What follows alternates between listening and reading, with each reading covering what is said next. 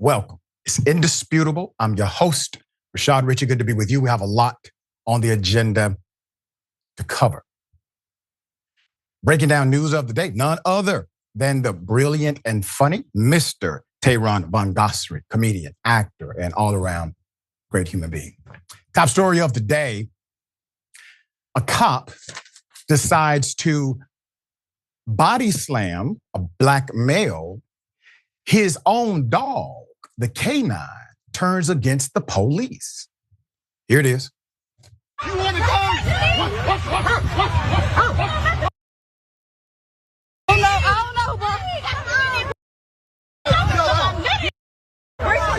He can bite me. Well, he asked me. What he do? He ain't do that. He ain't. Oh my God! He biting him. He biting his ass. Put up the picture full mass.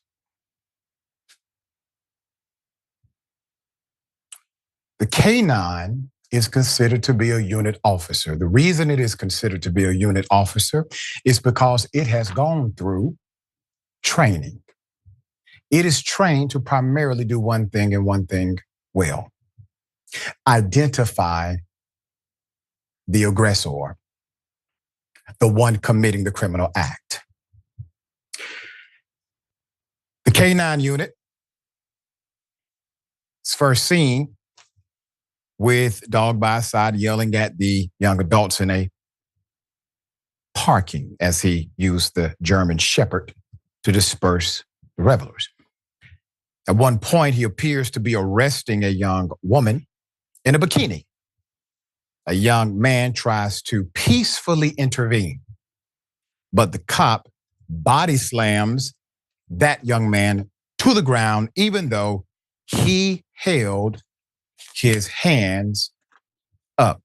Now, I have issues with animals being utilized in law enforcement, period.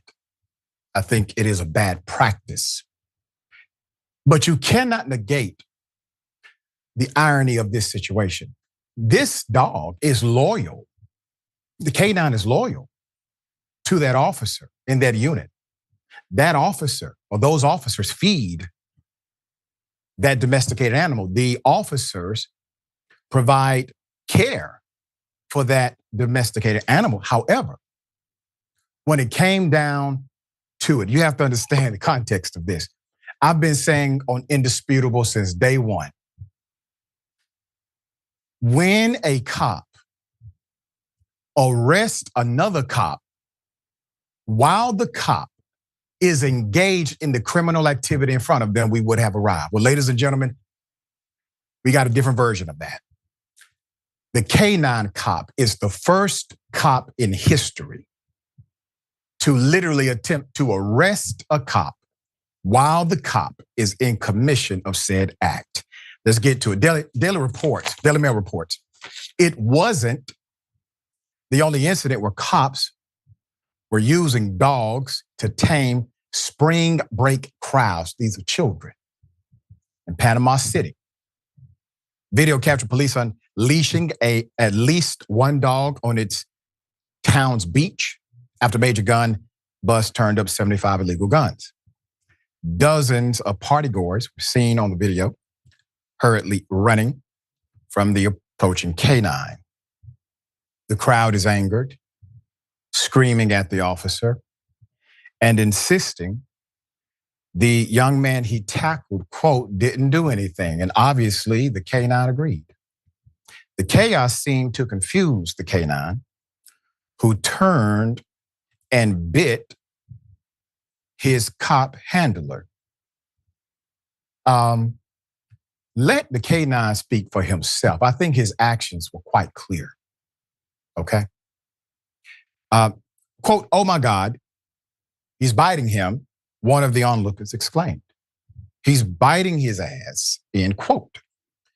I want you to see the look on this cop's face in this particular still, okay? Look at the other cop. Neither one of them are looking at the black male anymore. Social media was quick to defend the canine. Quote, cop needs to be fired. Fur baby cop deserves a treat, wrote one commenter on IG. Good boy. Another quote, now that's a well-trained dog. And the dog is the real one, protecting and serving. If this goes like normal, the dog will be investigated and trumped up charges will soon come. All right, dear brother, thoughts here. Well, Dr. Richie, in the words of an illustrious poet, DMX, where my dogs at? Finally, we see some police retribution. We see the blue shield go down, the blue wall go down. And who does it? Of course, our canine friends. Now, a lot of dogs have been subjugated to racist practices and have been accomplices in this. In this, we see a police dog doing the right thing when the police officer is doing wrong. That is training. And that is exactly why I say, while we always talk about defund the police, the reason we feel that is because of actions of police officers like that. Let's refund the police. Let's retrain them. Let's retrain them the same way we train these dogs. Let's train them on their actions and their acts, and also on how they carry themselves. Clearly, there was no clear and present danger in that moment, and yet this police officer decided to be the big bad bully. And you know who stopped him? A real police officer doing good work in the field, stopping him, biting his ass, and I'm all there for it. Yeah, I mean, they rode together. Yeah. Okay, all right. Hell of a thing. So cops decide to raid a black woman's home, detain her toddler. Detroit police. Here we go. Once again, Detroit in the headline. So at least 10 cops in Detroit wrongly raid a black woman's home. They got guns.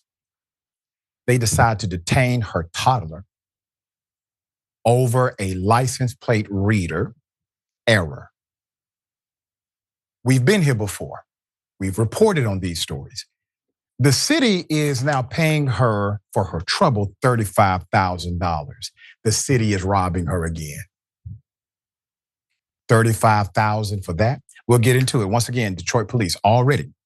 They have falsely accused a black woman of a crime using the city's multi-million-dollar high-tech surveillance program, resulting in a $35,000 settlement, holistically too low, in my opinion.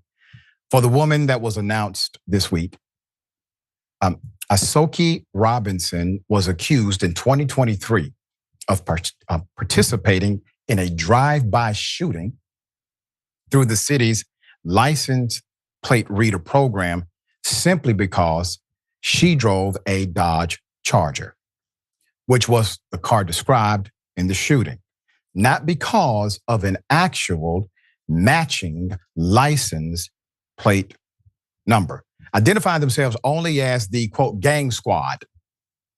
At least 10 Detroit police officers showed up to her home, 5 patrol cars deep, a few hours after the shooting, yelling at her with guns drawn.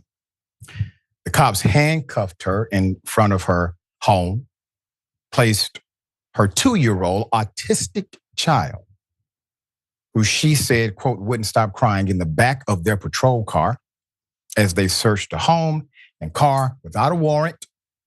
That's according to the lawsuit filed last year in federal court by Mark A. Magnuson, famed attorney.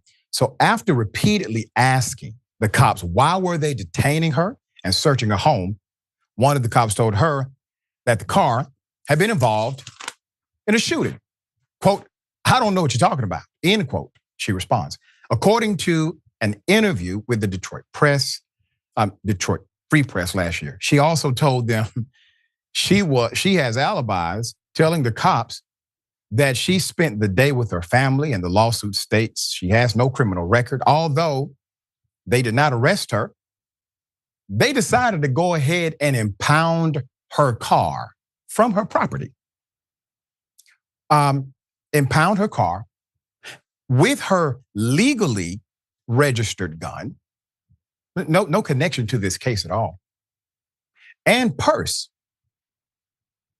which has absolutely nothing to do with anything, which contained her driver's license, credit cards, employment badge.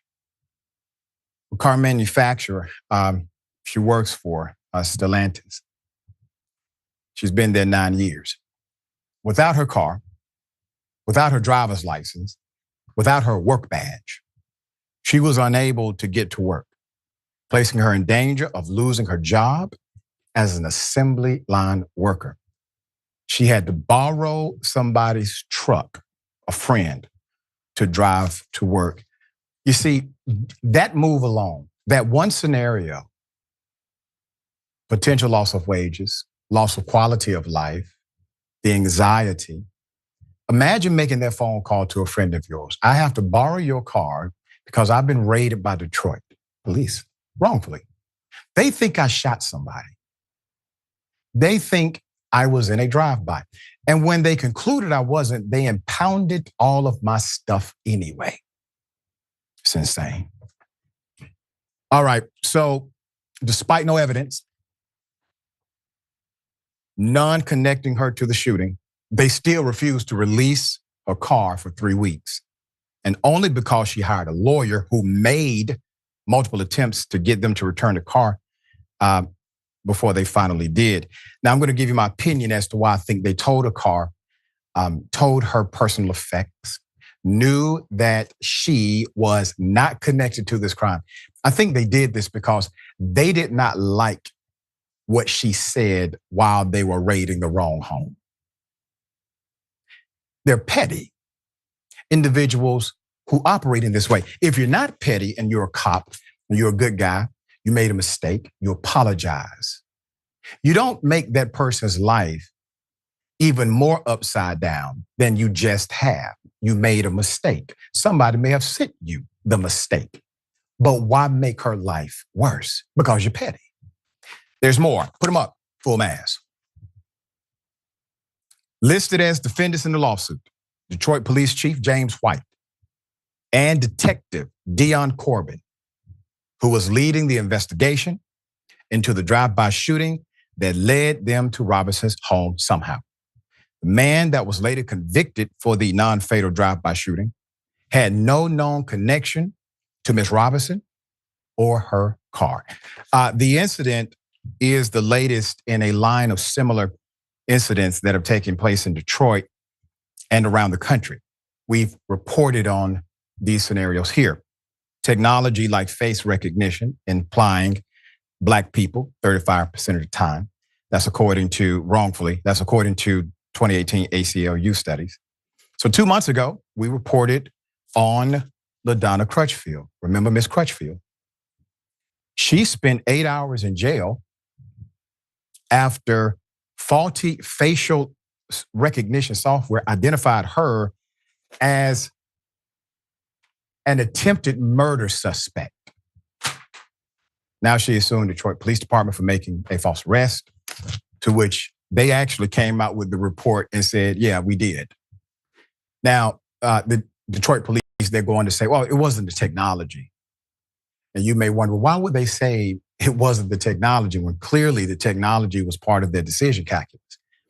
Because the technology implies through its license that you cannot utilize this as basically your sole investigative apparatus. You must engage in actual investigation. So if they're relying on the technology, they are violating the license of use, which also means they are completely negligent and outside of the protocol for how it is applied. So they rather blame themselves and tell you technology did not do this. We just made a mistake. All right, dear brother, thoughts here.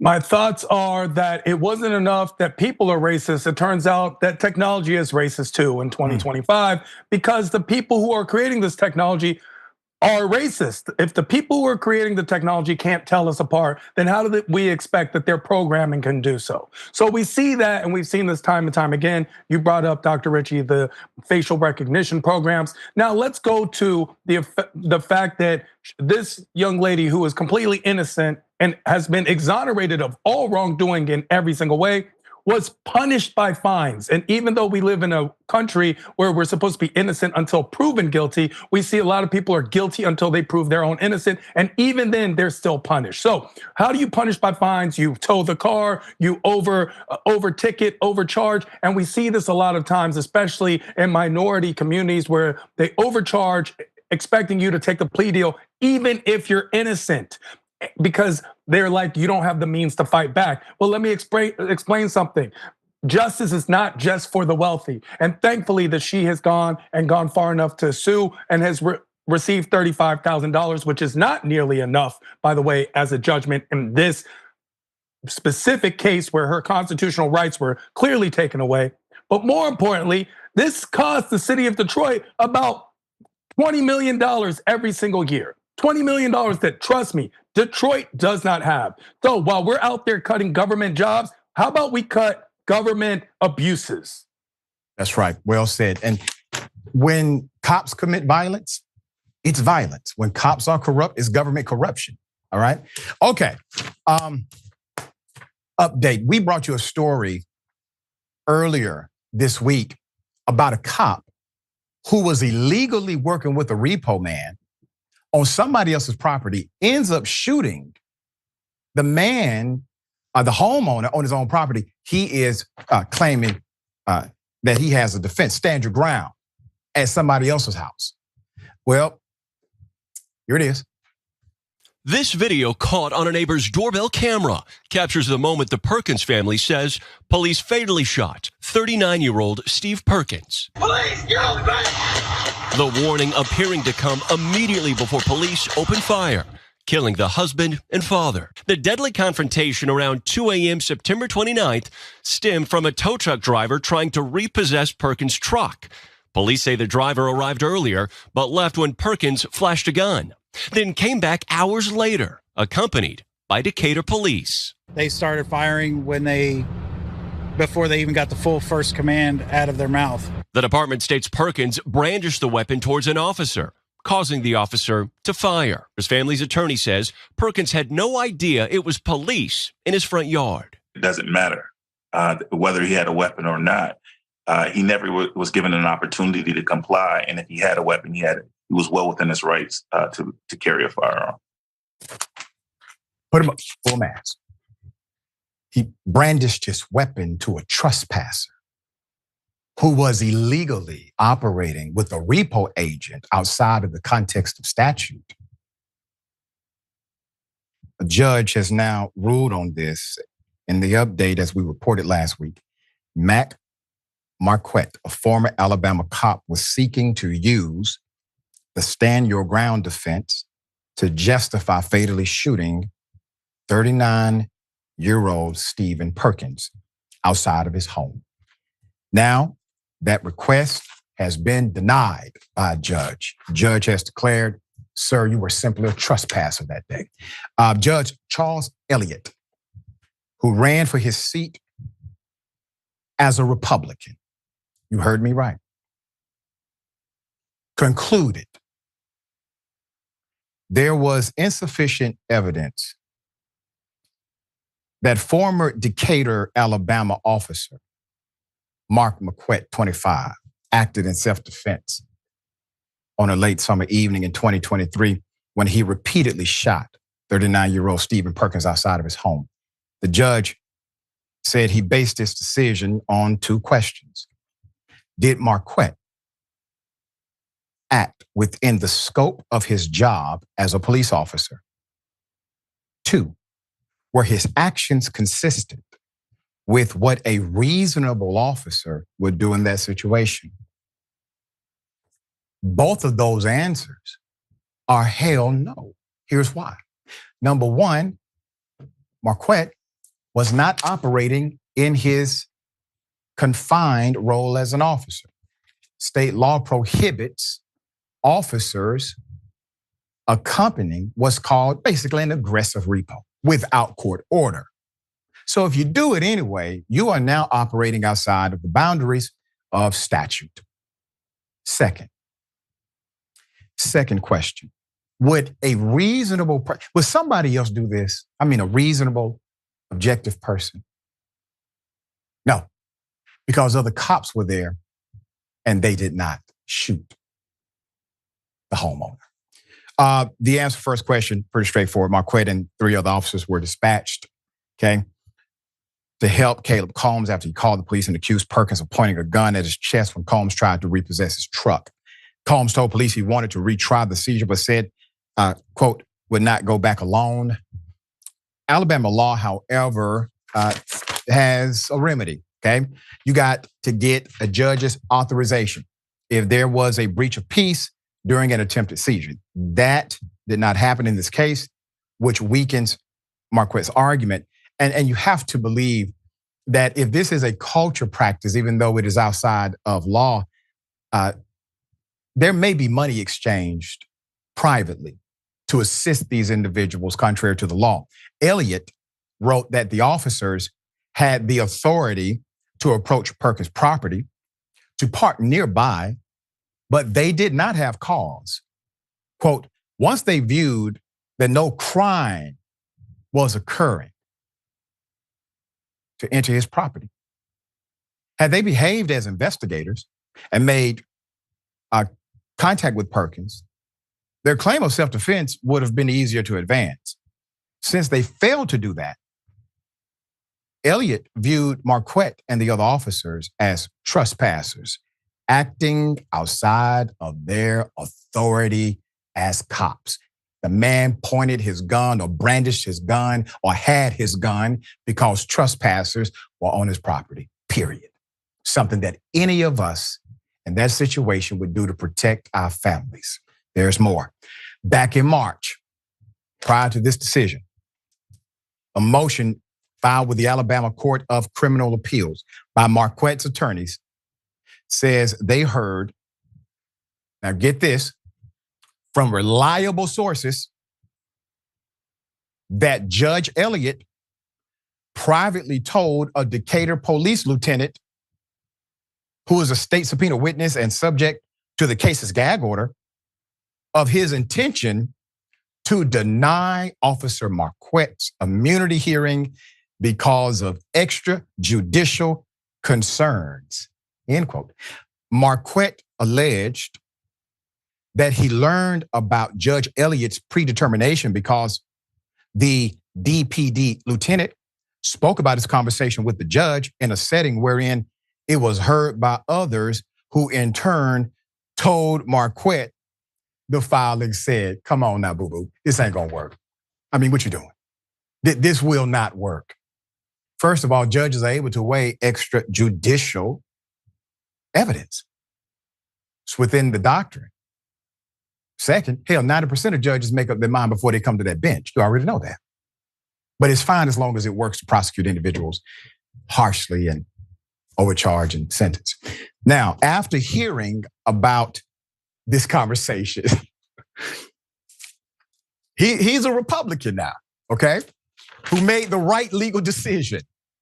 After hearing about this conversation, the defense decided to file a motion asking Judge Elliott to remove himself from the case. How dare you act like a judge and talk like one? So he refused without even granting a request for the dismissal hearing. You gotta like this guy's style, man.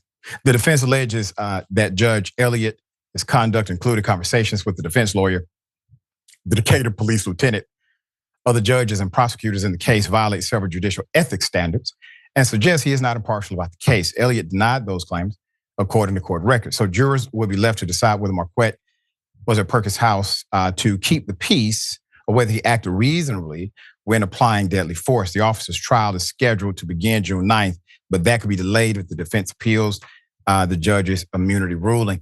It should not be this difficult. We're having hearings to determine if we should have a hearing. And there's an innocent dead black male who was simply at home. Okay.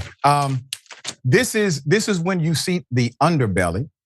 One of their own, and I say this loosely, they would expect a Republican judge to have a different conclusion legally. But this man actually weighed the right evidence. He's not there to weigh all of these other determinative factors of your personality and what you were trying to do and what you wanted to do. He weighed the law. What say you? Well, in this case, first of all, let me say my condolences to the Perkins family for the loss of life and the murder of their son, husband, and family member. When I was watching that video, I thought it was Call of Duty. The way those shots rang out, that wasn't 1, 2, that was a pop, pop, pop, pop, pop. That was John Morant finger shooting on the court. What was that? That was a real thing that just happened on the man's own property while he was engaging in his First Amendment, Second Amendments, through all the amendment rights just to be at home on his own property where you should have the most safety and protections, not just from criminal activity, but also from breach of the law. What were the police doing there? They were colluding with the repo man, and that's what happens when governments work for businesses and not the individuals and citizens and people that they are actually supposed to be protecting and serving.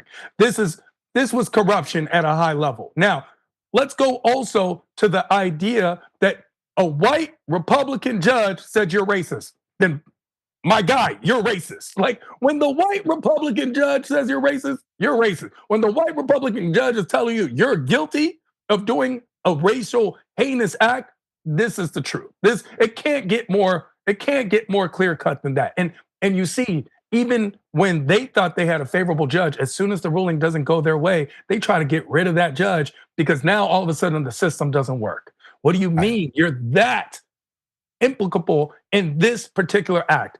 You're guilty, my friend. You are guilty. Yeah, and you can't dismiss the cause and effect. We have become so affixed with the material world that we forget how petty it is in comparison to life. This man is dead because of a vehicle. Let's start there. Compounded by a culture of corrupt policing that has been unchecked. And then echoed by a justice system that has difficulty navigating the proper prosecution of said cop. All right, we're gonna bring you updates on that story. We got more on the other side. Indisputable Stick and Stay.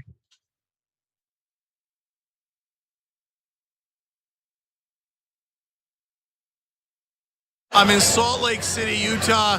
I'm at a Wolfpack gathering. We're growing. I see faces that I recognize, but I also see a lot of faces that I don't recognize, and that's fantastic. We are all taking time out of our lives to be here, and that's amazing. That means we truly believe in this. Make no mistake, everyone in this room is a leader in Wolfpack. Alaska, West Virginia, Montana, Georgia, Massachusetts, New York, New Jersey, everyone is here. All these folks paid with their own money and sometimes took vacation days to come here to strategize on how to get our democracy back and get money out of politics. Or you get more political power just because you have more money. This is why it requires a constitutional amendment. The process of winning in your state next year doesn't begin when session begins. It begins right now. To work to a goal, something this big that you're actually making a difference of, there's very few things in the world that really compare to that feeling. Equal rights to fair representation, rights for human beings, anti-corruption laws, and free and fair elections. That's what we are fighting for. What were the founding fathers? Revolutionaries. And they built revolution into the document. So Article 5 is the way we have to go. This is how you do it. You're in this as a team, you're in this together. The fight will always continue. That fight is not between the left and the right. That fight is between basically greed and humanity. So I'm asking you to put differences aside, whether you're conservative or independent or progressive, to join forces to say no more corruption. You get beyond the fear, you take that first step, and you'll change the world. What I want to leave you with, of course, is hope. And I want to assure you that if we keep fighting together, we're going to win together. We're going to get that convention, we're going to get that amendment, and we're going to get our democracy back. Come join us, wolf-pack.com. Cenk Uygur is not here today, which means that I will be able to talk during the show. No, We'll see. Poor Cenk, under the bus. My God, if Jesus came back, how much would the Republicans hate him? Now you have to give away all of your possessions to the poor. Steve King would be like, oh, Weezy. Everyone should be lucky enough to have a John Iadarola in their life. You confused everyone. Okay, sorry. I thought it was pretty clear. Take a break now. You can turn me to Dr. Manhattan as long as I get what Dr. Manhattan's packing, okay? The liberal mom says, Mark Thompson, have you ever thought about doing one of those tapes that soothe people to sleep? Like Mark Thompson reads the phone book. I'd buy it. If you'll buy it, I'll do it. D'Amelio writes in, John, you are so thick. I love you. That's what he wrote. Pork Chop Express writes in and says John Iadarola needs a new jacket. Whoa. Those 24-inch pythons are about to burst out of his sleeve. Gun, baby. You know, the two people here said that their moms were both in love with you over Beauty and the Beast. Mm-hmm. That's an improvement. I usually get grandmothers. Charlie Turk. No, wait a minute, don't you dare. Chemical castration when we return from the break. I hope that, who they choose for the White House isn't just a borderline Klansman. That's all we gotta hope. That's it, we will settle it. She's cute. I didn't say that about Laura Ingraham. Scandal at TYT. Did Anna comment on my tan yet? No, she hasn't. You're a good bosser. But Anna did say that I come in here today with a fresh mind. That's all I'm about. I'm about a fresh mind. I can't with you right now. Okay? She just can't. She can't, but nonetheless, we have to for another 3 hours. I'm back, baby. Let's rip in the Republicans. See, don't miss the live show. That's great. Tell people, if you're a member, you get the whole live show whenever you want, because this stuff doesn't go into any of the clips.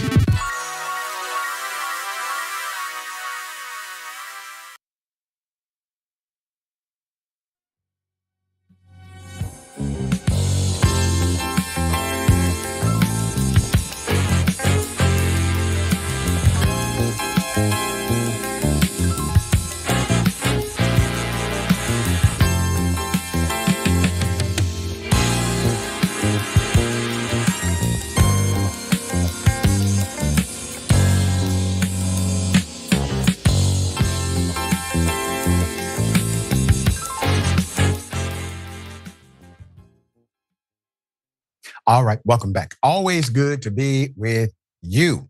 Happy Friday to everyone. Got some comments. We'll read as many as I can, okay?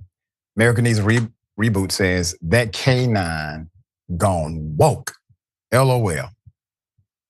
He saw violence in the field perpetrated by one of his own. Lynn, I wouldn't have thought I'll be saying this. Who's a good boy when speaking about law enforcement? Yeah. Bernie the Kiwi Dragon. Well-trained K9 unit officer. A lot of human officers can learn from this dog. That's right. And Nikki Shantel, good afternoon and happy Friday, Indisputable fam. Happy Friday to you. Thank you for joining us. And in the dark, Anonymous, welcome to Indisputable, new member on our YouTube, Tyler Hackner, member for 30 months. Thank you, Tyler. Dogs have better instincts than us humans in many cases. Yeah, he saw no threat. He's wondering, well, what the hell is going on? I thought this was supposed to go another way. You're the only threat here. And I agree. Nightmare 316, they detain a child, that's kidnapping. And Octo Squeedies, if it wasn't the technology, then it was incompetence, which is worse. The truth is, it was both. That's right. The truth is, it's both. Okay. All right, got something for you. Ladies and gentlemen, I wish Karen would. You want to call the police on them for having a barbecue on a Sunday. I feel free! Back off! I'm going to tell them there's an African-American man threatening my life. Flash on my tires. Flat. Flat. Hold up. Flat. Flat. Oh my gosh, bro. I'm irritated. I was on my way to work, bro. I got work in 10 minutes. That's crazy. Like, who's hating in this neighborhood? You needed to park? You needed to park, so you slashed my tires. We're allowed to park where the we want to, bitch. Just talk right. Dumbass. You slashed my tires because you wanted a parking spot. Look at this lady right here. No, it's okay. It's okay. She slashed my tires, bro. This all my tires. No, okay. Sorry. Hey, That's crazy, bro. Put it up for a mass. Usually, when someone slashes your tires, you may have engaged in some long-standing activity. Something has permeated over a period of time, and the person is just fed up with it. And you wake up in the morning, come downstairs. Listen, y'all, I was 18. And your tires are slashed, all right? So this person, however, has absolutely no background. The poster alleges that the Karen slashed all of her tires because she wanted to park in her parking spot. She discovered a tire slash right before she was set to go to work. Let's keep that picture up. Now, Karen, I need you to think about problem-solving techniques, okay? If you want the parking spot and she has to leave and go to work at 6 a.m., but she cannot go to work at 6 a.m. because you slashed all of her tires. You didn't even leave her a good one. That means she's going to have to stay in the parking lot even longer. All right. Brother, I don't understand, man. This is real criminal behavior, obviously. But there's no buildup. It's a parking spot. Who's entitled to that on the Karens? Isn't that the lady that killed Selena? I swear that's the same lady. I know. She just got out too. I swear she was just eligible for parole, but they kept her in. The idea is she slashed this young lady's tires over a parking spot. Now, here's the thing. I have felt that way before. When you put your blinker on and you're about to take a spot and someone else takes a spot, you want to slash their tire. That's what I thought would have happened here, but no, that's not what it is. On top of that, when you look around, there were a lot of parking spaces available, Dr. Richard. You could have parked anywhere else as well. So you slashed all 4 tires over a parking spot because you didn't want to walk a little further to your home. Lock her up. Do not pass go. Do not collect $200. She is a danger to society. That is a person who's liable to do anything to anyone, anytime, anywhere. Please be afraid. Be very afraid. Yeah. I don't have additional information. I do hope she's held accountable. If there's an update, send it indisputable. Okay. We have an update of a teacher who allegedly decided to punish students and not allowing them to utilize the restroom because they decided to peacefully protest the pledge. Okay, here's a video. Okay, just bring me a note. If you have a medical condition, I need to know. So if we don't stand up for the pledge, we cannot use the restroom. It's in your computer, whoever has a medical condition. Wow. It's literally in your computer. Okay, I'll look and see if you have a medical condition. Literally Why, you have a medical condition? Yes, I do. All right, I'll go look. I'm a type 1 diabetic. All right, just stand up for the pledge. What if I don't want to? All right, don't then. And then don't. Oh, yeah. Okay, good. Thank you. Not to me like that, because I walked out. All right, go goodbye. Go. No, because that's that will kind of racist though. Yeah, I know. That's. I know. Yeah. It is. Yeah. I would go that far, Nick. Stop talking. We got a lot more information today. The teacher did not allow students to go to the restroom, punishing them because they decided not to engage in the pledge, okay? First of all, this is literally a human rights violation. Second, there's a student that has a medical condition that he's attempting to deny, but the advocates have to be children. And third, everyone has a medical condition in that class. It's called being human, and we have to relieve ourselves at times. Put up the picture full mass. This is going to be an interesting breakdown. So the poster of the clip alleges the incident occurred at May River High School in South Carolina. We could not independently verify these allegations. The poster alleges that they showed the video to school staff writing. I showed it to the school admin and my counselor. They made some excuse saying, quote, we'll talk with him and see this, basically letting him off the hook. Later, the poster wrote in an update, quote, so after everything we went down with Mr. S, the teacher who mocked students and denied bathroom access, and I'm reserving the name because they're private citizens and I don't have independent confirmation, but I'm giving you the initial. I told my classmates I was the one who exposed him. And you don't believe what happened next. You won't believe what happened next. So, quote, a lot of them were mad at me, saying he was chill and even let us cheat and use our phones. Then some accused me of the comments doxing his address, which had nothing to do with, and hacking his bank accounts. Like what? Quote, but here's where it gets really weird. Miss B said she did not know if he was coming back or not. And when I showed a classmate the video, I caught Miss B and Miss M whispering, clearly freaked out. Miss M even said, quote, we should watch out for the way we say. One word and our career is on the line. End quote. Quote, like what? This teacher clearly messed up. And now they're more concerned about covering their own back than helping students. Another quote. It's wild how they're treating this whole situation like it's my fault for exposing the truth. And now I'm getting all this pressure and threats, but I'm not backing down.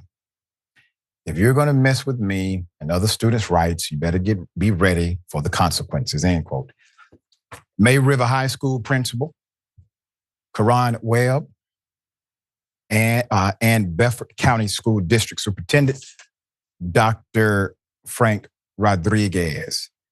Gentlemen, and we'll keep their pictures up. I know you're probably wondering, well, why did he put our face in this story? When you all play games, I play with you. So if you hide individuals who are involved in denying children basic rights, engaging in such behavior, and you are a sworn advocate for children, and you decide to hide the names and the individuals, etc., I have no other face but leadership. And you are leadership. That's how it works. I want to say this to the person who exposed this. You are a light in the world. This lesson that you're learning now is not a discipline against you. It is fire for you. Understand the vast majority of individuals who are aware of what you have done, even in your circle, admire your courage. They may not publicly say it. And the ones who are adversarial to you, they're benefiting from your courage if they like you or not. So thank you. All right, dear brother, thoughts here. My thoughts are constitutional violations, student violations, HIPAA violations. This was an entire violation of not just the schooling system, but the American system. The idea is not just to take the things we like, but also the things we sometimes get annoyed or frustrated with that are also part of American rights, responsibilities, privileges, and law. So the right to protest is just as much a right as any other. This student simply was protesting. And as a proponent of the Pledge of Allegiance, someone who actually enjoys the fact that there are schools that still do the Pledge of Allegiance, if someone wants to protest, for example, the word God, then guess what? That's a First Amendment right. That's how that works. That's right. A First Amendment right. We should remember that. That's the first 10 amendments were let's protect the individual and their liberty. So let's just stick up for those as well. Now you see a schooling system that's acting like the police system. It's more than just the school to prison pipeline. It's now there's a teacher wall that goes up and they're protecting themselves instead of protecting the students. That's what they're there for. You're there to teach, educate, and protect these students. And now you're only protecting yourselves. This is all symptomatic of the same cause. It's a lack of justice, a lack of liberty, and a lack of democratic values and principles. We need to be much more aware and on top of these situations. Good for you, student protester. That's right. And the whole way this thing was handled, punishing students, seemingly conspiracy, coordination between the faculty, that's the reason they didn't say their damn pledge. All right, that's the reason. You're proving their point. Okay, we got more on the other side. Indisputable, stick and stay.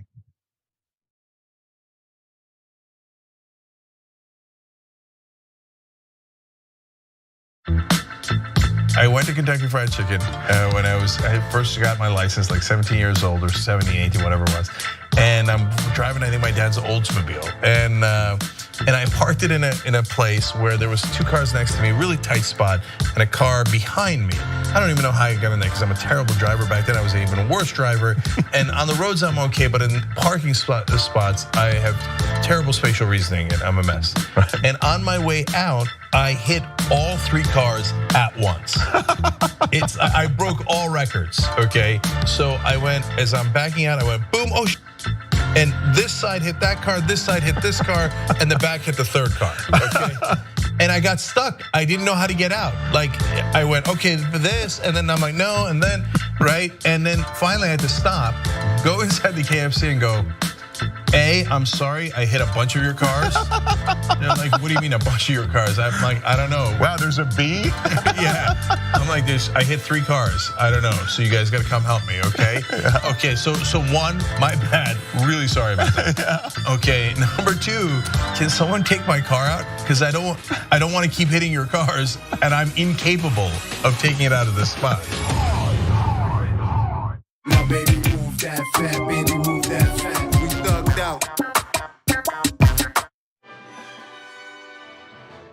Hi, I'm Brett Ehrlich with Breaking News with Brett Ehrlich. This is Breaking News with Brett Ehrlich. Hi, Brett Ehrlich here. According to EPA head Scott Pruitt, climate change is not happening. He cited a meme on Facebook he saw. When pressed to back up this source, he said it must be accurate because the watermark said it was made by a scientist. So, your move, Truth.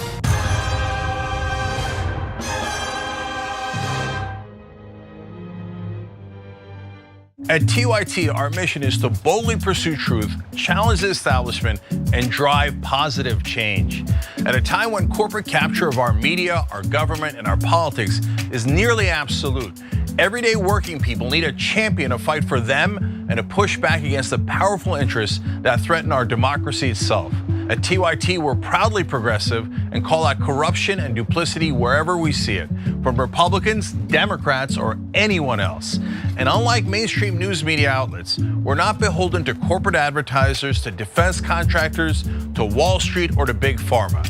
We only have to answer to our audience, and for nearly 2 decades, we've accomplished that by delivering honest, timely, and insightful perspectives on the day's news without fear or favor or concern for whose toes we might step on or which powerful elites we might offend.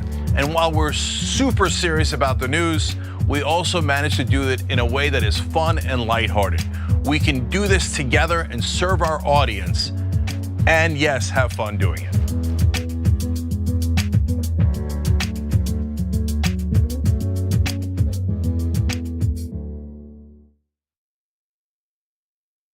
You are the media revolution. You are much needed. TYT, TYT. The place is like 95% TYT on.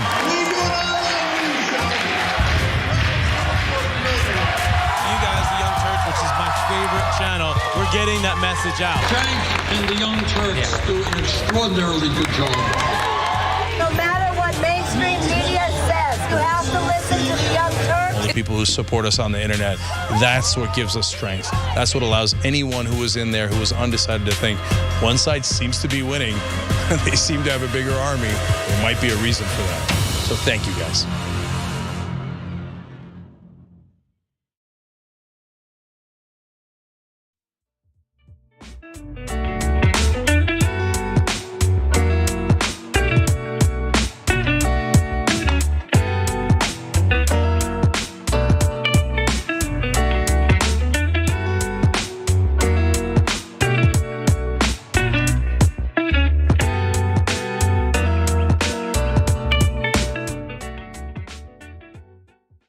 Welcome back. Always good to be with you.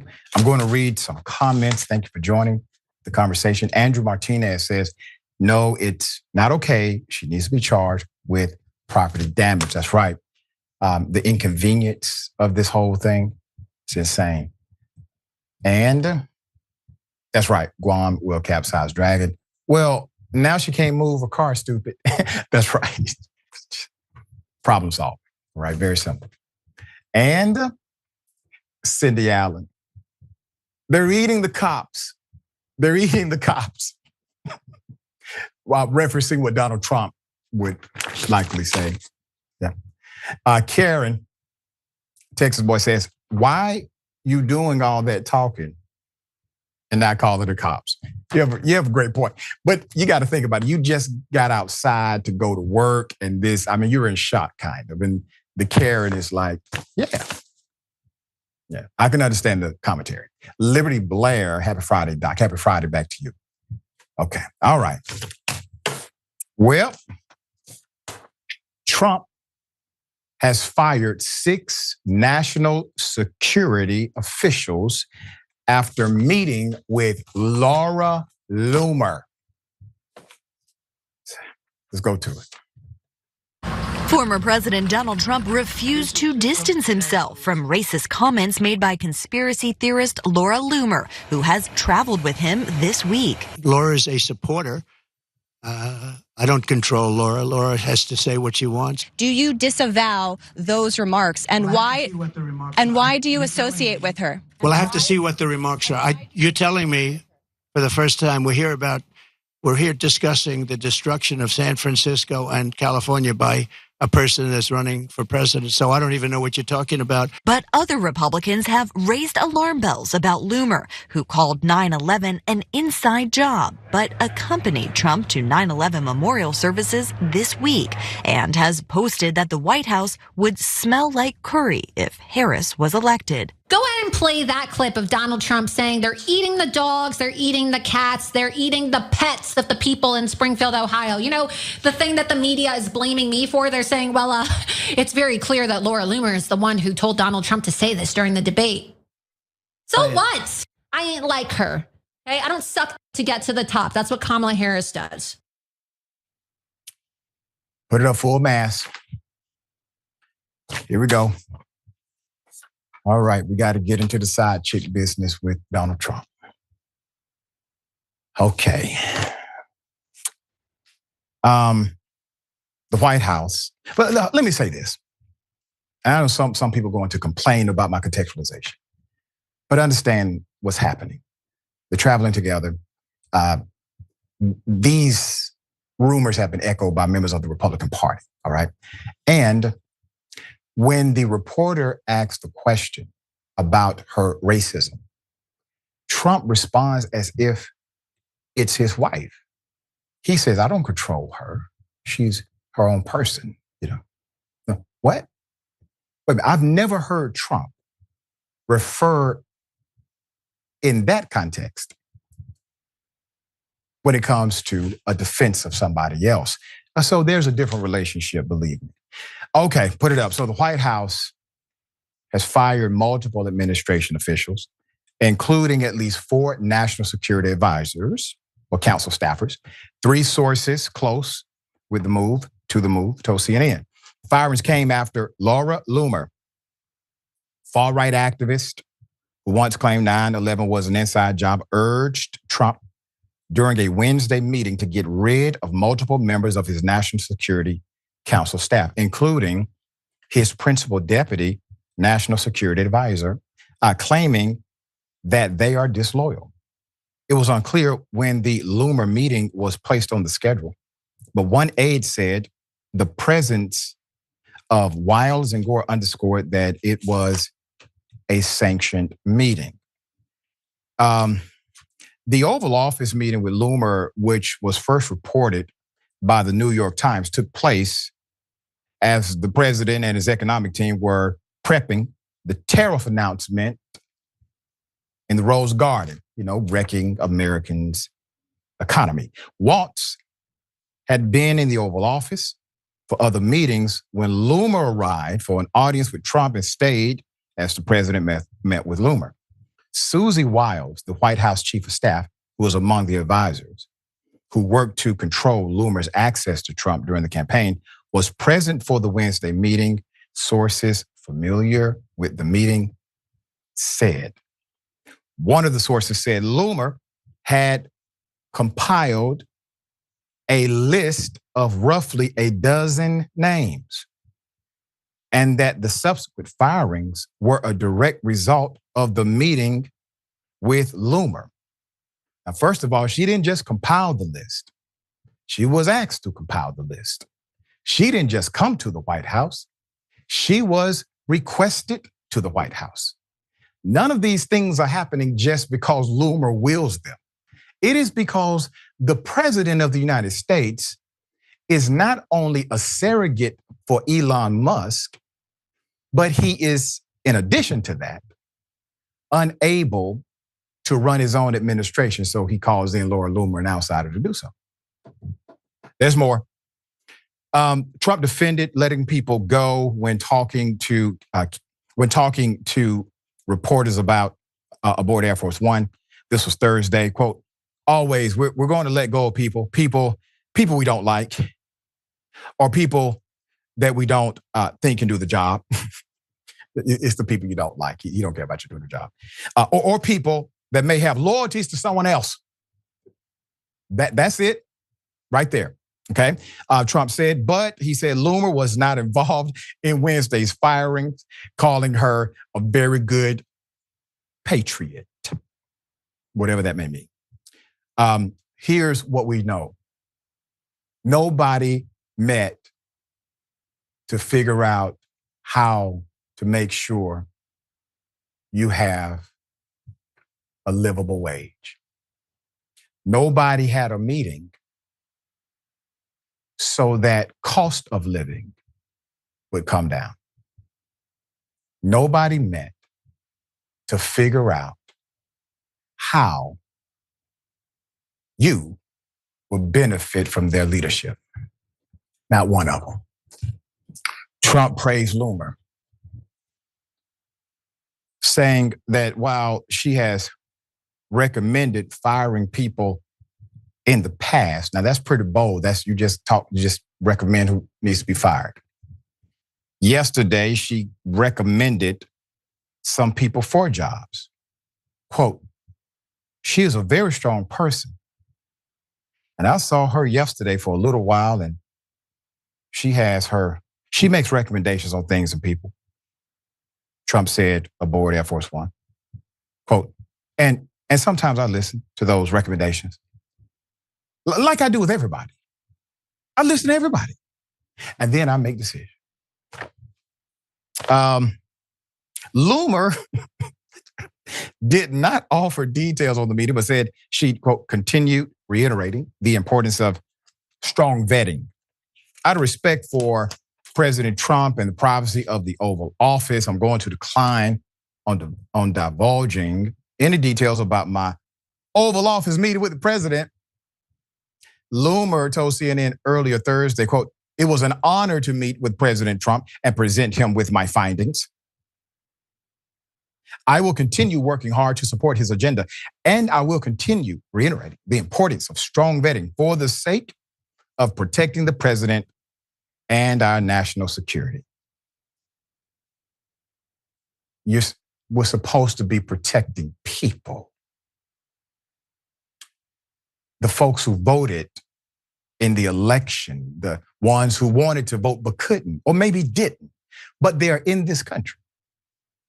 The Trump administration also fired the director and deputy director of the National Security Agency. CNN reported late Thursday. The 4 officials fired include Brian Walsh, a director for intelligence and a former top staffer for now Secretary of State Mark Rubio.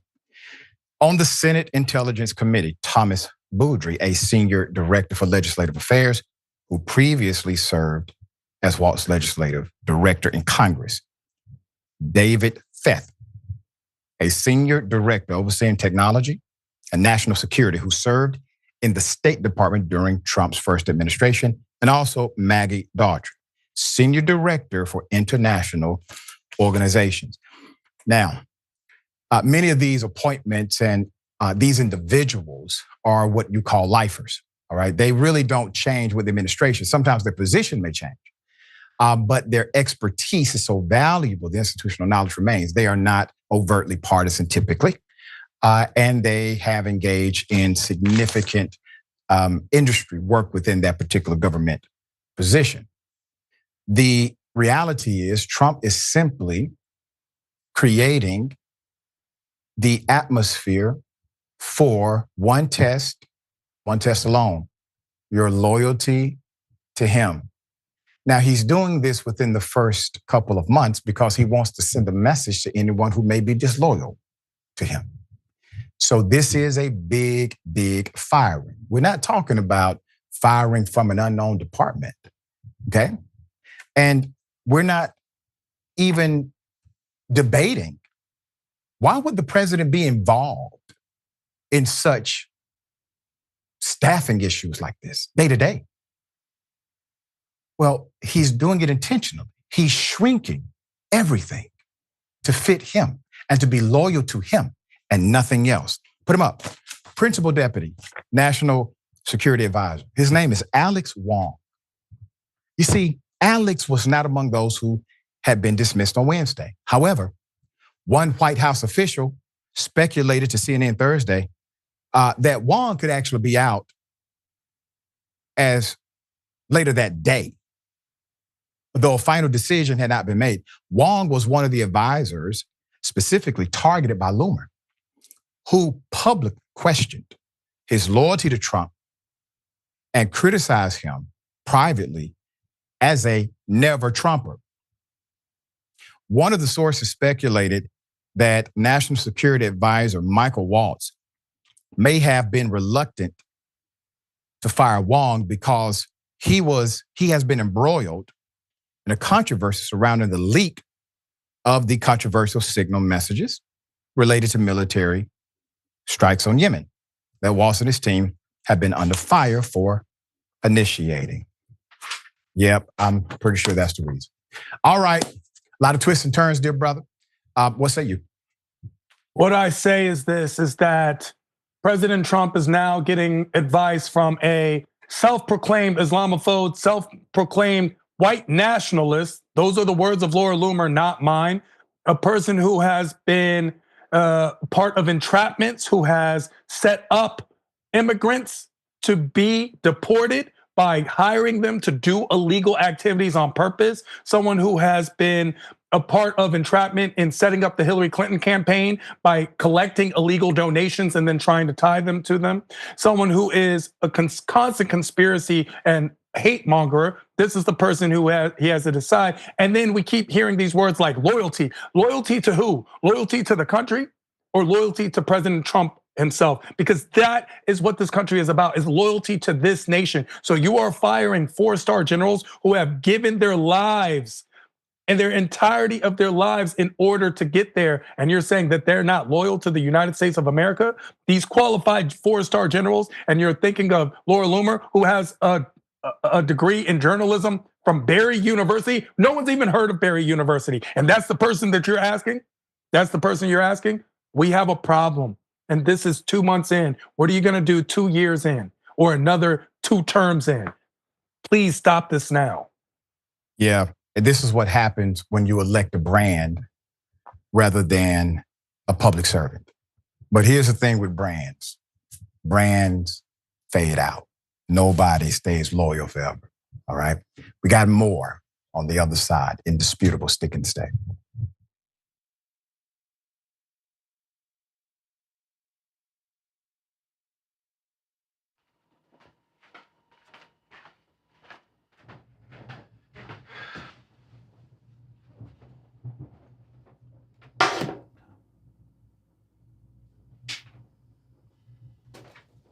Welcome to the Damage Report. I'm John Idarola. This is gonna be a big one. Meanwhile, in the Arctic, you know where this is going.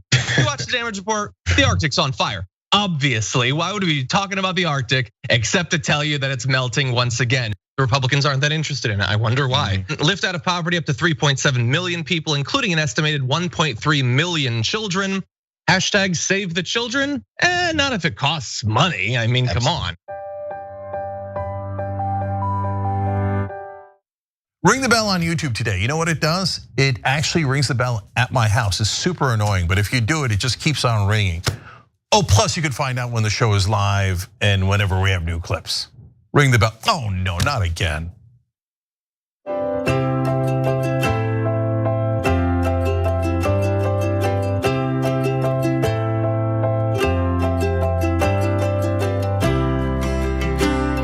How would I look walking the dog on the White House lawn? Would that be?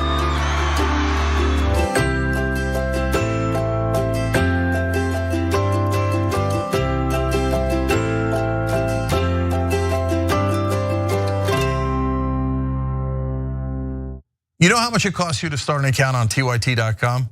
Nothing. It's free. So you just go and register in about 2.5 seconds. Then you can chat with us during the show. We read those comments the most often. You chat with each other. Tons of people have become friends there. We're super interactive. We do a lot of polls for our paying members. We sometimes do polls that drive the direction of the show. So that's amazing. There's no other show that's this interactive. And our home base for that is tyt.com. Come join us right now. When you were growing up, what did you want to be? I think I was starting to think I don't want to do one thing, and I did live up to that. Well, mission accomplished then, because Dave was a geologist, and now he's helped found the Young Turks. Even within TYT, you've done a lot of different things. Yeah. So if you want to do different things, you nailed it. All right, last story to end on is a Dave story. Whenever there was something like obvious, glaring, he would go up and ask them about it. Like it'd be like a giant church, right? And somebody's standing in front of it. The usual Dave go, pull up right in front of him. Be like, hey, do you know where there's a church around here? And they're like, right here. It's right here. Practical jokes. Spice up life a little. We've been around for about 20 years and we have about 20 billion views. Am I proud of that? Hell yeah, I am. We put out 20 billion messages in a bottle. Have we helped to move now 2 generations, millennials and Gen Z, to become progressive? Yes, those numbers are real. We moved generations. Were we the only ones? Of course not. But we have been the largest online news show for now decades. Hi, this is J.R. Jackson, host of The Young Turks. Sign up for an Apple subscription for $4.99 to listen to our show ad-free and get access to bonus content. Sign up when you search for the TYT channel on Apple Podcasts at apple.co/TYT. Cool news, shoptyt.com now has books. There's a whole bunch of books there. You're gonna be shocked to find out that they're largely progressive. Of course! Ryan Grimm's book, We've Got People, is there. It's a fantastic story from Jesse Jackson to Bernie Sanders to AOC that explains the progressive movement probably better than any book I've ever read. Speaking of awesome books, my dad's got a book out called The Original Young Turk, where he goes from the poorest olive farmer you ever met in your life to living that.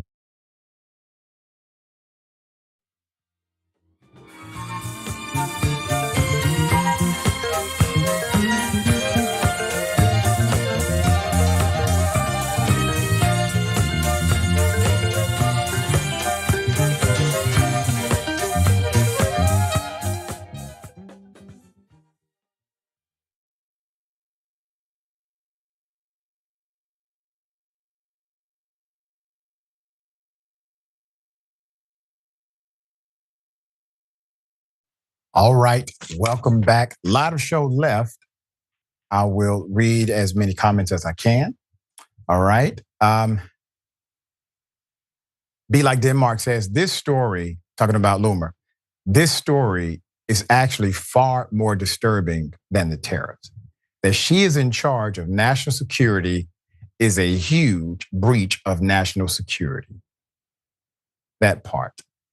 Hell, she may have recommended the tariffs too. You don't know. And this is a good one. So Be Like Denmark also said, oh, how I miss the days when Nancy Reagan used an astrologist to determine when the meeting with Gorbachev should take place. It seems so normal now, doesn't it? Okay. And B. Brown, Melania said you can have them.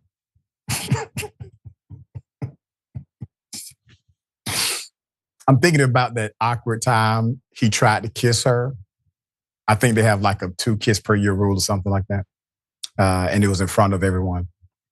Tanya Latmarop, the last time he was in office, 7 staff members quit in the first month. That's right. Love 18 white girl. A racist is going to surround himself with other racists. Says a lot about Trump. And David Morris about the Pledge of Allegiance. The people who act overtly patriotic are often the least patriotic. That's right.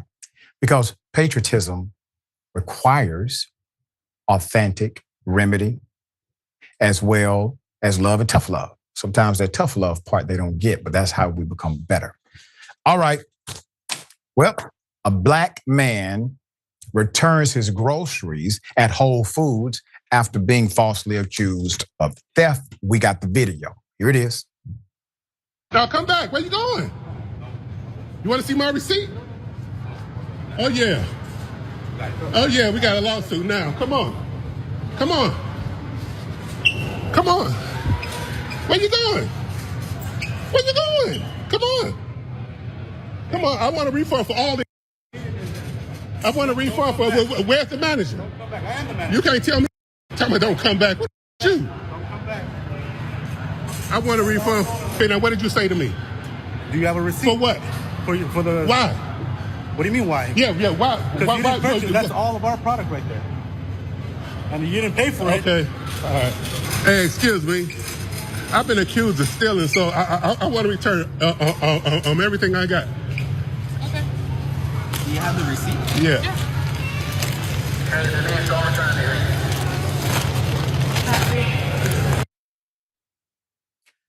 Damn shame. Put up his picture full mask. We have the background. Black male in Los Angeles returned more than $200 worth of groceries to Whole Foods after a store manager wrongly accused him of shoplifting, demanded his receipt as he sat for a bite in the store's cafe. The tense confrontation happened at the Whole Foods in Culver City, suburb near Venice Beach. And the high-end grocery chain confirmed in an email to Atlanta Black Star. The harassment at the store, located at Jefferson and La Sueniga, was captured in the video, and the video has gone viral on TikTok. None of the parties involved have been publicly identified, though a name tag worn by the Hispanic man who claimed to be the manager identified him as Josu Astil. Not clear if he's still employed following the incident. They are considering this racial profile, those who have commented. The video starts out showing the manager being encouraged by 2 security guards to back off an apparent situation that erupted with a black customer before the camera started rolling. The black male can be heard saying that if they wanted to see his receipt, to come back, so they turned around and started toward him. From there, the video skips forward a beat, next showing the manager flanking the black male and doubling back around a bottled water display. The black male holding the camera and walking the other way can be heard complaining that he was being hounded for no reason. As the black male headed to walk out of the store, the manager could be heard in the distance saying, quote, "Don't come back," which was met angrily with, "Who the is you?" The black male was clearly agitated, calling for a refund and demanding to speak with the manager. But instead of getting another supervisor, the Hispanic man claimed, "I am the manager." However, this is the F around and find out part. The black male wasn't having any more nonsense. Quote, "I want the real manager, F this." Black male first appeared to be trying to evade the in-store pursuit, but then changed course and walked up to address the manager face to face. With the camera still rolling, the black male wanted to get to the bottom of why he was being followed and why he needed to show his receipt at Whole Foods, okay? Why? He said, putting the manager on his heels. That's all of our product right there. If you don't pay for it, he replied, but trying not to be confrontational about it, the black male started threatening to sue the store and the staff member or manager for discrimination, causing a scene in the middle of the store. From there, the manager apparently gave up on the matter and wandered off, while the black male calmly rode his cart about 40 feet before stopping at the return counter. Let's put it up. So here's the quote at this moment. "Excuse me, I've been accused of stealing, so I want to return everything I got." End quote. The man declared this very politely. One of the stone-faced cashiers asked if he had the receipt. He said yes, but did not immediately hand it over. As the female cashier said, he had to wait for the same manager to approve his returns, setting the stage for a final showdown at the register. So once the manager arrived at the register. He again accused the man of not paying. Now, he's been accused of stealing multiple times. And everyone seemingly has decided to just accuse him of stealing, demand he return the items that he allegedly stole, and then there's nothing else. Usually there's 911 immediately. There's loss prevention. They hurriedly come out. He's been accused by multiple people now, multiple times. There's more. That's when the black male proceeded to shame all of them with what is called a receipt, proving he had paid for it all. He wanted a witness holding the slip of paper out for the cashiers. He asked them what the total showed. The male cashier took a closer look and said the receipt showed he paid $233. Paid how? The black male demanded sharply. By debit, the cashier answered, but politely asked the man, "Can you just stop yelling?" The black male quickly apologized and handed his receipt to the young man, who started scanning his groceries for full return. At this point, the man found himself surrounded now by 2 security guards. Wait a minute. So after he proves he stole nothing, that's when you surround him with security guards. No, that's when you surround him with an apology. That's when you surround him with dignity. That's when you surround him with professionalism and also the courtesy of being a better advocate for the customer in the future. I'm going to get to the bottom of this, so I don't know why you were accused, but you should not have been. So he found himself surrounded by 2 security guards. The manager remained several paces away, but kept his eye on the register as if he had to supervise the returns being made, which he did not.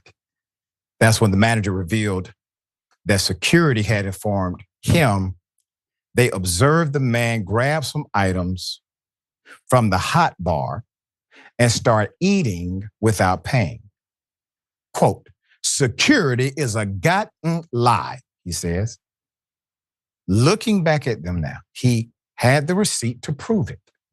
Standing there with their arms crossed, the security guys denied telling the manager he had stolen food. Somebody lying. Now, if the manager, I don't know who's telling the truth in this situation, but I will say this: if the security tells you as the manager somebody is stealing, if loss prevention tells you somebody is stealing and you are an employee, I think your response should be, "Why are you telling me?" That's your job if they're stealing. All right? So Atlanta Black Star reached out to Whole Foods. They wanted to comment and the spokesperson did respond through email stating, quote, "We have investigated the incident in our Culver City store and have taken and are taking action in accordance with our policies, including issuing discipline up to and including separation of employment if appropriate."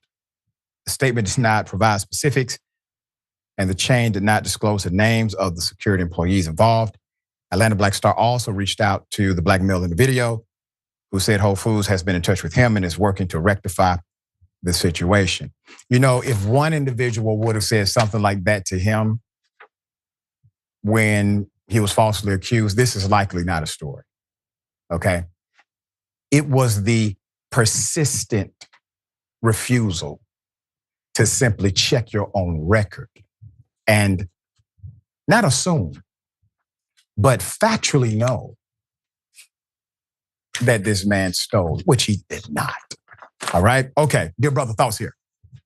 My thoughts are in complete agreement with you in regards to apology. Take some accountability for your actions. When you're wrong and you're proven wrong, just say, hey, we're sorry. We thought this, we were wrong. But I do want to make mention that this is the second time I have seen a person of color, and when I say that, I don't like lumping everyone in together, but a black person being told to calm down in a situation when they were the victim of someone else's actions. They're being told to calm down. We saw it first in the video with the young lady with the slashed tires, where everyone was telling her to calm down. Someone just slashed her tires. What do you mean calm down? And now we see it with this gentleman where the person returning it was like, can you please stop yelling? He just got accused of theft in front of everybody, in front of a whole store, after paying $233 and some change for groceries that he's now returning, that he's gonna have to go to Pavilions down the street from Jefferson and La Cienega and buy again. Like, he's gonna have to go rebuy these groceries because his wife is not gonna be happy with him over what just happened. So of course he's frustrated, of course he's angry, of course he's in the moment, and people are always telling these people to calm down. But you never see them telling the white woman crying to calm down. They let her cry it out. But for them, it's like, stop being angry, stop resisting. These are all symptomatics of the same cause. We see a lot of problems. And so we need to be very cognizant of this. And I hope this gets resolved. I know Whole Foods is a great store and is amazing produce and everything. So hopefully they resolve this and make that man whole. Yeah, 100. I agree with all of that. Okay, well, Trumpers seem to lack the intellectual understanding on how tariffs work. Here it is. I truly wish more people understood the tariffs that President Trump is implementing. I wish more people knew what kind of freedom that's going to give the American people. President Trump is trying to use these tariffs to get rid of taxes. And I'm telling you guys, he is very smart. That's how the country was ran before taxes. Trump's tariffs on Liberation Day is looking pretty good for the stock market. What do you think about that now, Dems? Let's go, boys. President Trump is giving you a gift and you're too blind to see it. The stock market is the only store in the world, and when it goes on sale, everyone freaks the F out. If tariffs don't work, then why are we being tariffed by all these other countries? Trump is a businessman, not a politician, and he is standing on business with these tariffs. If you missed his liberation speech, Trump nailed it with these tariffs. Trump just proved to everyone that he is the ultimate negotiator because he came in at the perfect level.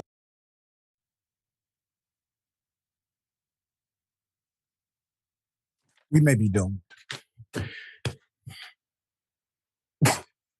Put it up. We're gonna fight the good fight. Okay.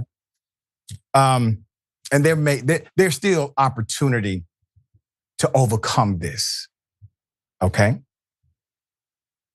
So according to Trumpites, and now I realize why Trump did it. He did it because he really knows his following. He knows good and damn well they're not going to know what the hell he's talking about. Okay. This lowers taxes according to them. No, it increases your taxes. Yeah, there was a time when you did not have these interstate or international tariffs. It's because we did not have cars. Yeah. we didn't do a whole lot of back and forth.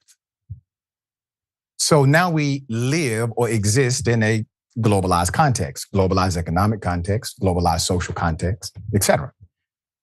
Tariffs, markups. Consumer has to pay the additional cost. Companies won't eat that. America won't eat that. You will. It's simple. It's not complex. You think this is Freedom Day. And whoever said the stock market is going to do great, you obviously have no skin in the stock market because, yeah, that's no longer part of the equation of how things are economically great anymore for Trump because, well, he tanks it. The U.S. added a stronger than expected 228,000 jobs for the month of March, okay? But the unemployment rate ticked up 1 decimal, 4.2, 4.1. And as a result, Trump took the Truth Social to post, quote, great job numbers, far better than expected. It's already working. Hang tough, we can't lose. So why are you playing with them like this, man? You know they don't understand how stuff works. Why are you doing this? Okay, let's get into it. Want to know about Trump's Liberation Day tariffs? Liberation Day tariffs. They're literally calling a tax a liberation. Trump cool with it. Using national emergency powers. Trump announced 10% tariffs on all imports into the United States and even higher tariffs on goods from about 60 countries or trading blocs that have a high trade deficit with the U.S. That includes China, European Union, which will be levied new duties of 34%, 20%, respectively. Now, remember, he tried this in his first administration. All it did was hurt farmers. It hurt the agriculture community very badly. All right. Fox News host Janine Pirro, who reportedly makes $3 million a year, defended Trump, saying she doesn't care about her 401k. Here it is. And you know what? I don't really care about my 401k today. You know what? Not that I can afford it. Not that it isn't important. Not that I'm not at a point in my life when I should be worried about my 401k, because I am. But this is what I believe. I believe in this man. Ma'am, you make $3 million a year for doing 1/5 of the work I do every week. Yeah, I'm sure you don't give a damn about that 401k. I understand. You can afford it. The people who watch you cannot. You become the calculation for what is acceptable. It's ridiculous. And those factory jobs coming back to the US, well, likely filled by automation. Here it is. So either choice, moving production or facing the tariffs, come with added costs, some of which economists say will be passed on to consumers. That will push up already elevated car prices. This could then tamp down demand and slow production. If there's less production, there'll be less demand for workers in the North American auto industry. Even before you get the cut in profitability, there'll probably be a push for more labor-saving investment in U.S. production to try to compensate for the increased costs elsewhere in the production process. That labor-saving investment, analysts say, will come in the form of automation. When you move production to the U.S., you do it, because you need to be close, but it doesn't necessarily bring a lot of jobs with it. It brings a lot of automation. Number one job killer in America is automation. This will be the replacement of the human being under Trump's America because they did not have a thoughtful remedy for anything. And when a job is lost to automation, that job does not return back to a person. All right, dear brother, thoughts here? My thoughts are, we're doomed. I agree with what you said. We are doomed. We are doomed. These people, we're not doomed, brother. They don't understand what's going on. They don't know their history. They don't see their future. The Tariff Act of 1930, the Smoot-Hawley Tariff Act, was enacted in the hopes of bringing economic boom, and yet it led us deeper into a deeper recession and depression. We're seeing this again. President Trump, as a businessman, and he's often called a businessman, bankrupted every one of his companies, and now he's about to bankrupt this country. The Dow Jones went down 2,000 points just today. And here's the thing, to the average person, that doesn't mean anything, but to the top and to the businesses, it does. And when business is down, then guess what? They don't need employers. And when we see that the hiring rate or employment rate has it's actually gone up, it's much better now. No, those are people who got fired from the jobs and now they have to drive Uber, and that counts as having a job. And so that's a false statistic. It's a false rate. You don't see economic prosperity all around you. You see less and less people with less and less money, and that is a problem in its own. Do not let this happen, please. That's right. They use a U3 rating system for employment rather than the U6 system. That is how they fudge the numbers. Dear brother, always a pleasure having you on the program. Tell people how they can follow you, check out your great work. Thank you so much. Please catch me on tour in a city near you. I'll be traveling all across America as long as we still have it, thankfully for now, but who knows in the future. So catch me while you still can, and follow me all across social media at I Am Tehran. Thank you so much. Thank you, my friend. Until next time. All right, take care of yourself, take care of each other, take care of the planet. Remember, the truth is always indisputable.